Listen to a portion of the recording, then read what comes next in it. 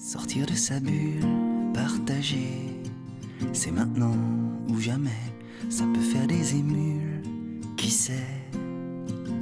Salut Lorena. Salut, Comment vas-tu? ça va et toi?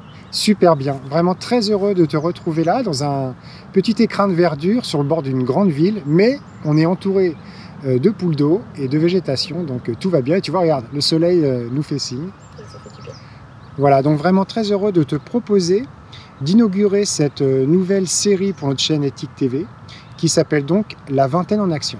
Yes. Voilà, donc le projet, c'est de faire des portraits de jeunes de ta tranche d'âge qui sont militants au fond d'eux et qui ont vraiment envie de passer à l'action et de faire des belles choses positives pour le monde d'aujourd'hui et de demain. Alors, donc je ne t'interviewe pas par hasard, nous nous sommes rencontrés par une belle occasion qui était il y a quelques semaines une émission en direct sur YouTube sur la chaîne Réinfo Covid.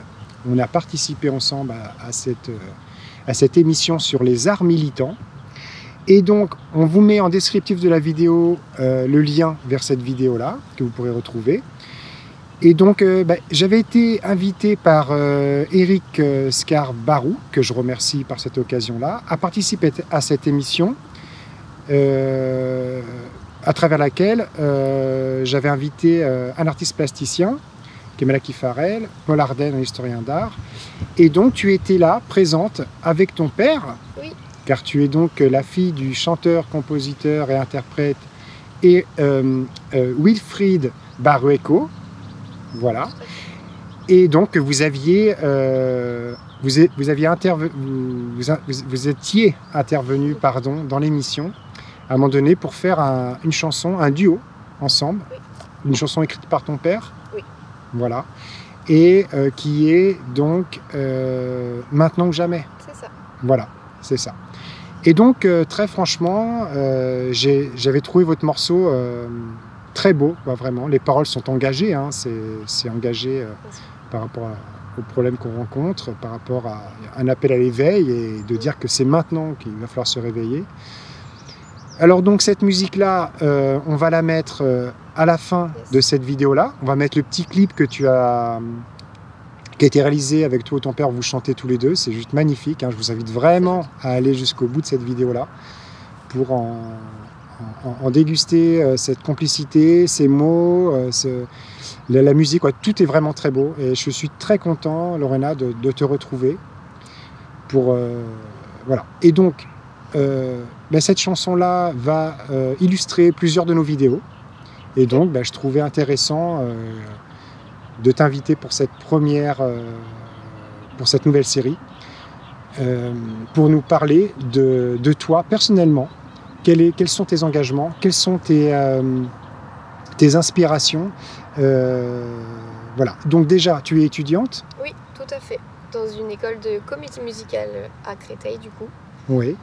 Et ça se passe super bien malgré toutes les conditions. D'accord. Donc tu es en première année donc, dans une école. Et donc vous faites aussi de la danse, donc c'est de l'art en général. Donc toi tu chantes depuis petite, tu me disais? Oui, oui c'est ça. Depuis que je sais parler, je crois. Enfin, tout le monde me dit ça, donc je les crois. Mais oui, c'est ça. C'est une passion qui est là depuis très longtemps, dû à mon papa du coup.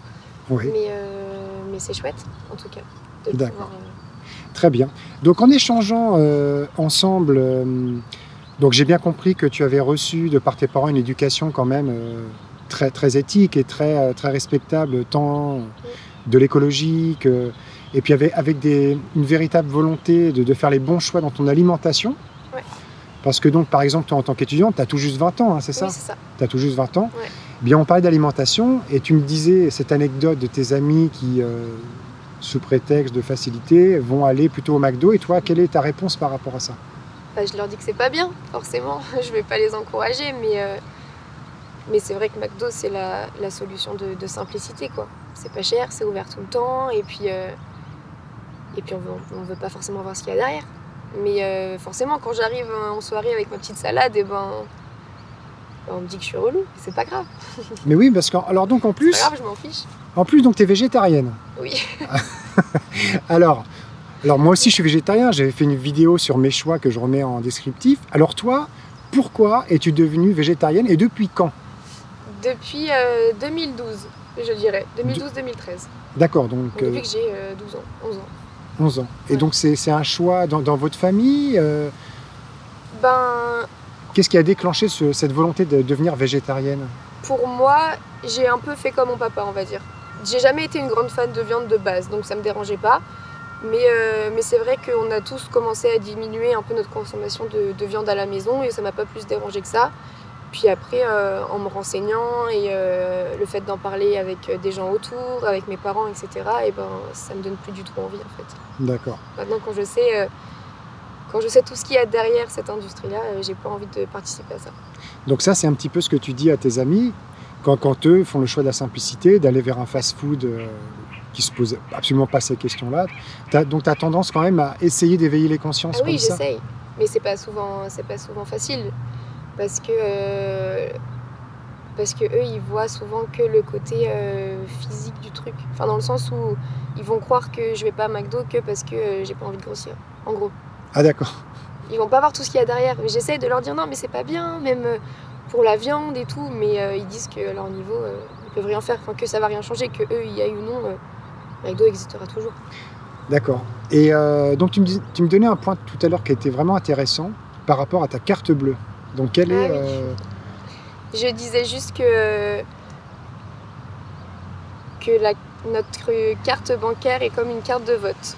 Donc en allant à McDo et en achetant McDo et en consommant McDo, et bah, c'est comme si on était d'accord avec tout ce qu'il y avait derrière et qu'on disait ok, c'est pas grave, je suis d'accord et tant pis. Mais on n'est pas d'accord avec ça. D'accord. Donc en fin de compte c'est dans la logique du boycott, quoi. C'est-à-dire que je n'achète pas ce qui pour moi détruit cette planète. D'accord. Et donc, ok, bah donc, mais tu as quand même des amis qui sont un petit peu dans ta dynamique. Ah oui, oui, quand même. Oui. D'accord.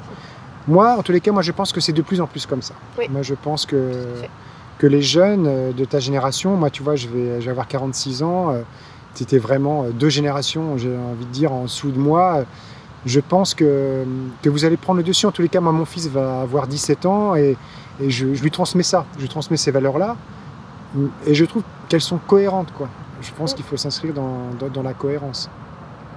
Et alors donc, quels sont tes objectifs, toi, plutôt donc professionnels pour la suite, après tes études? Quelles sont tes ambitions? Eh bien, j'aimerais bien du coup réussir à faire de la comédie musicale ou en tout cas être sur scène et être dans le milieu du spectacle. C'est vraiment ce qui me remplit le plus de joie et ce qui me fait vibrer vraiment. Quand je suis sur scène, je ressens des émotions que je ressens pas quand j'y suis pas et il n'y a aucune autre activité qui me fait autant de bien que d'être sur scène. Alors ça c'est vraiment intéressant parce qu'on voit que durant cette pandémie, justement, les arts ont été étiquetés non essentiels, mais qu'on a vu que les artistes militants, les chanteurs militants tels que ton père, tels que Kadour Haddadi, HK aussi, Ouais. ont fait rayonner des morceaux comme ça, qui ont fait le tour du monde, comme la chanson Danser encore de HK qui est chantée aux quatre coins de la France et puis après qui a franchi les frontières. Et on voit bien que l'art, finalement, peut avoir cette utilité à tout du moins faire comprendre des choses. Comment tu as ressenti les choses par rapport à l'art? En fait, je me sens pas hyper légitime d'en parler parce que vu que je suis pas encore dans le milieu et que je suis pas encore, que c'est pas encore mon métier, j'ai pas trop ressenti ce truc de on n'est pas essentiel. Oui. J'ai plus de métier, je peux plus aller chanter, je peux plus aller sur scène, je peux plus rien préparer. En soi, moi j'étais chez moi, je rentrais de mon voyage au Canada, j'ai quand même fait de la musique avec mon papa, donc ce que j'ai toujours fait. Donc en soi, j'ai pas trop ressenti ce manque entre guillemets parce que j'ai jamais été sur scène toute seule de par mes propres moyens. C'était à chaque fois avec un gala ou avec mon papa. Donc en soi, j'ai pas trop ressenti ce manque, mais je peux comprendre que tous ceux pour qui c'est le métier, ça a pu être compliqué. Et d'ailleurs, je vous encourage à aller voir des spectacles maintenant que ça va réouvrir et allez vous nourrir de tout ce qu'on nous propose maintenant parce que c'est plus que de l'art, c'est des messages et l'éveil de conscience qu'on fait dans l'art, quoi. Donc ça, c'est vraiment l'œuvre de ton père qui est très engagé, très militante dans ce sens-là. Donc toi, est-ce que ça te donne envie de marcher sur ses pas, d'écrire des textes qui font sens avec les urgences? Bien sûr. Il est très inspirant. Forcément, je vais pas dire le contraire, mais oui, ça donne envie. Après, maintenant, dans toute cette commercialisation musicale, on va dire, c'est de plus en plus compliqué de mettre des textes aussi bien écrits quand on voit ce qui marche en ce moment, quoi. Bah, de toute façon, ton père est plus dans une quête d'autonomie aussi, de ne pas dépendre de grandes industries. Et je pense que c'est un petit peu la voie à suivre à tout niveau, quoi, ne serait-ce que pour l'alimentation, pour la musique, pour les arts, mais pour tout en général. En fin de compte, si on veut, doit tenir qu'avec les médias mainstream, je pense que c'est une erreur, quoi. C'est rentrer justement dans une forme de censure. Et alors donc, eh bien, écoute, on peut parler maintenant, pour terminer, peut-être de santé. Qu'est-ce que toi, au niveau de la vaccination, qu'on voit qui maintenant s'approche de plus en plus de ta tranche d'âge, est-ce que toi, tu auras envie de toucher 2 mots sur la vaccination? Est-ce que tu vas te faire vacciner? Parce que si tu as envie de voyager pour ton métier, que si cette mesure, pour moi totalement liberticide, est d'imposer un pass vaccinal avec un QR code pour pouvoir sortir des frontières ou aller dans certains endroits est mise en place, ça peut poser problème. Donc, bah, c'est bien ça le problème, c'est que j'ai 20 ans, c'est que j'ai envie de pouvoir profiter de ma vie d'étudiante qui a déjà été bien restreinte. Ouais. Mais du coup, c'est vrai que si pour profiter de ma vie étudiante et même de ma vie, tout court, je dois me faire vacciner pour voyager, pour aller dans un bar, pour aller en boîte et pour sortir avec mes copines, ben non, enfin je suis pas d'accord en fait. Mais en même temps, donc je n'ai aucune envie de me faire vacciner. Et tu veux pas te faire vacciner du tout alors? Non, je n'ai aucune envie de le faire. Et pourquoi? Parce que je pense qu'on n'a pas assez de recul déjà. Bah, je fais quand même, enfin, je sais pas trop comment m'exprimer. De par mon éducation et tout ce que j'entends en tout cas autour de moi, je fais quand même hyper attention à ce que je mets dans mon corps, comment je m'alimente, Très bien, de bien faire du sport, de faire attention aux OGM, à tout ça. Et du coup, c'est vrai que me faire vacciner, ça va à l'encontre de mes valeurs et de mes principes. Donc je vois pas le but en fait. Surtout que on sait qu'on peut être positif même en ayant reçu le vaccin, donc c'est complètement débile. On peut l'avoir et on peut le retransmettre. Donc je vois pas l'utilité. D'autant plus que la phase 3 n'a pas été testée, donc j'ai pas envie de pas savoir ce que je mets dans mon corps en fait. D'accord. Donc peut-être que je le ferai quand dans quelques années on aura plus de recul, mais pour l'instant j'ai pas très envie, pas du tout envie d'ailleurs. Mais c'est vrai que c'est compliqué parce que ça veut dire que je pourrais plus rien faire. Bah, de toute façon, plus il y en aura comme toi et moi et ton père et tes parents et moins ça sera facile à faire passer d'imposer ces choses-là. Ça c'est certain. Eh bien écoute, est-ce que tu veux rajouter un petit mot pour la fin? Non, enfin j'ai rien à dire, mais juste que c'est chouette en tout cas qu'on puisse prendre la parole et dire un peu ce qu'on pense. C'est chouette qu'on puisse s'exprimer parce que c'est vrai qu'on a l'impression qu'on peut rien faire à notre échelle, donc là c'est déjà un petit pas, quoi. C'est déjà une graine de plantée. Voilà. Bravo. Eh ben merci beaucoup Lorena. Merci à toi.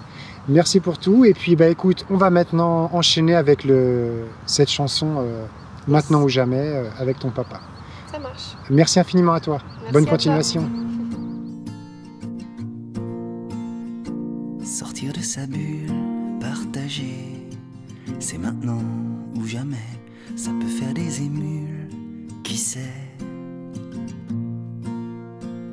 Des milliards de cellules reliées, maintenant comme jamais, pour que plus rien ne brûle après.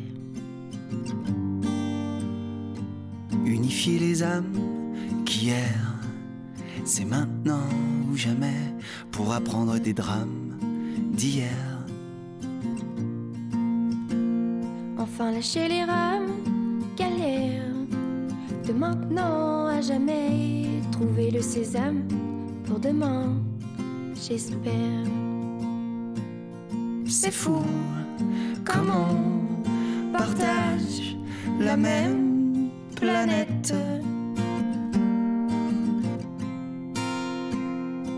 Et le temps qu'il faut pour que ça rentre dans nos têtes, simplement simplement. Des atomes qui se donnent la main, maintenant plus que jamais, pour chasser les fantômes anciens. Et ralentir un peu le tempo, bien plus vite que jamais, le trouver luxueux, ce repos. Ressaisir ces choses essentielles, comme avant je promets de recolorer de rose le ciel. Sortir enfin de l'étau qui se resserre.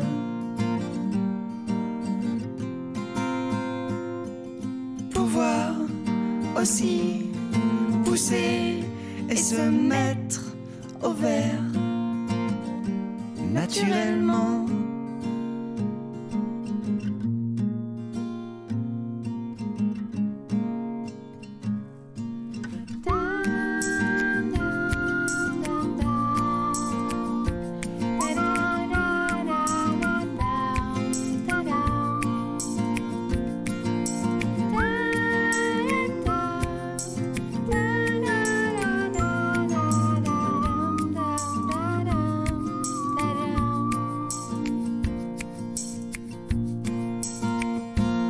C'est beau comme on suit tous la même lumière. C'est sûr que plus on donne, moins on se perd. Évident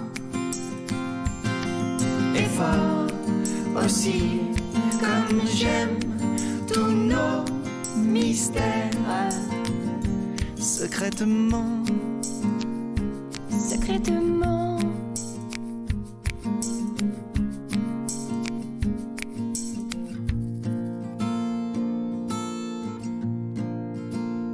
se retrouver genoux à terre, maintenant comme jamais, pour écouter le nous se taire.